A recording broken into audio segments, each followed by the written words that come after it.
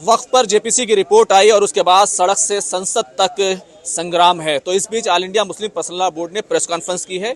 नीतीश कुमार और चंद्रबाबू नायडू को एक वार्निंग भी दी है। मेरे साथ ज्यादा बातचीत के लिए है मलिक मोहतसिम साहब। आपने कहा सियासी नुकसान होगा, सीधी वार्निंग है। भी देखिए कि क्या होगा फिर।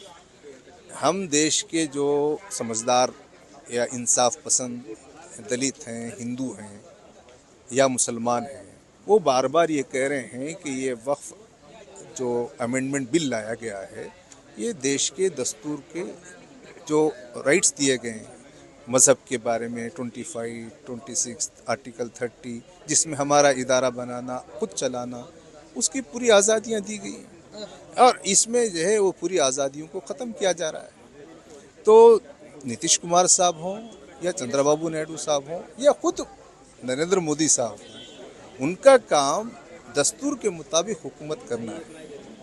ये लोग दस्तूर के मुताबिक हुकूमत नहीं कर रहे हैं, तो अब इनके खिलाफ जनता ही फैसला कर सकती है। ये तो वाज़ेह है, नीतीश कुमार और चंद्रबाबू नायडू की सपोर्ट के बगैर ये बिल पास नहीं हो सकता। सही बात है, यही तो हम कह रहे हैं कि इनकी दो बैसाखियां हैं, एक तेलुगु देशम है, एक जनता दल यू है। हम उनसे मिल रहे हैं, कर रहे हैं, कह रहे हैं, दरखास्त भी कर रहे हैं समझाने की, और वो मुलाकातों में इस बात को तस्लीम भी करते हैं कि हाँ, वो कहते हैं कि हमने कोशिश की और हमारी ही कोशिशों से वो जेपीसी में गया। ये भी कहते हैं कि वो जो बात टली है वो भी हमारी ही कोशिशों से हुआ है। तो बहुत अच्छा है।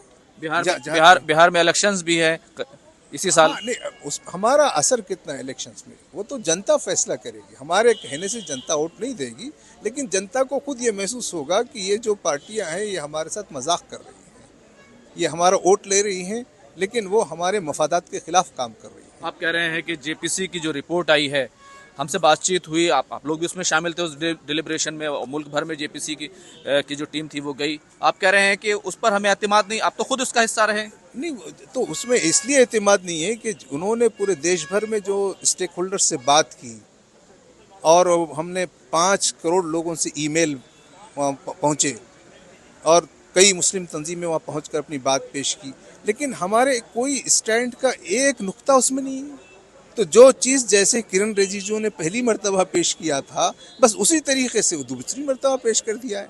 तो इस पूरे डिस्कशन का क्या हासिल हुआ है? लेकिन 16 संशोधन तो आए हैं, क्या आपको नहीं लगता कि उसमें कोई बदलाव हुआ, कोई बात मानी गई? वक्फ यूजर को लेकर भी कई बातें थी, लेकिन उसको तो मान लिया गया। नहीं, उसका जो असल कोर है, असल चीज़ वो होती है ना कि असल चीज़ है उसकी कोर जो था वो उसको उसमें उन्होंने नहीं माना है, वो जूं का त्यों रखा गया है, इसलिए उसकी कोई बाकी चीज़ों की कोई अहमियत नहीं है। वो बिल नुकसानदा है, गैर मुफीद है, दस्तूर के ख़िलाफ़ है, अक़लियतों के और मुसलमानों के मफादात के ख़िलाफ़। अगर ये बिल पास होता है, आप लोग कह रहे हैं कि हम लोग सड़कों पर उतरेंगे, ये सीए आंदोलन जैसा होगा या किसान आंदोलन जैसा होगा? ये इसके बारे में अभी बताना बहुत मुश्किल है, लेकिन आवाम में बहुत गुस्सा है, आवाम बहुत नाराज़ हैं, आवाम मुस्लिम लीडरशिप से भी नाराज़ हैं, हुकूमत के रवैये से भी नाराज़ हैं।